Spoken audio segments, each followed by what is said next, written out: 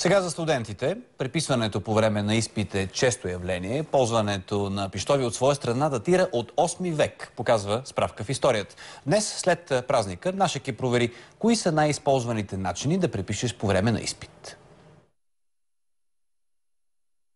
Умният студент учи, а по-умният преписва. Тази максима е водеща за почти половината студенти у нас, сочи онлайн проучване на популярен студентски сайт. Въпреки това на улицата всички са категорични. Аз си научавам всичко. Не съм по тази част, не ме интересуват тия неща. Никой не преписва, но пък всички знаят в подробности как се прави пищов. Много разнообразни, повярвайте ми. От пищови по ногтите, за окончания по латински, до такива хармоники, които са на глад. Даже съм чул, че има много hands-free, което се слага навътре в ухото и много малко трябва да се извади с магнит. От тия малките деца с цвят на кожата си ги слагат вътре и въобще няма как да ги хванат. Самия пищов се слага вътре в пълнителя.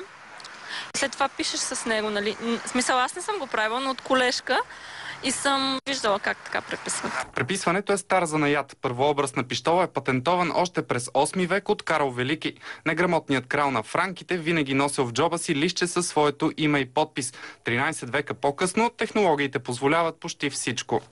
Последният писък на технологиите в сферата на преписването е така наречения невидим пищов. Какво представлява той? Това всъщност е една писалка с невидимо мастило, което се вижда единствено когато бъде осветено с другата писалка, която се ползва по време на изпит с ултравиолетова светлина.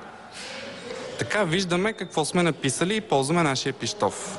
Някои преподаватели отдавна са претръпнали пред студентската изобретателност. Повечето сядат, отварят си вестника, гледат си, четат си новините и остават да си правят всеки каквото си иска. Така че, за съжаление в България така.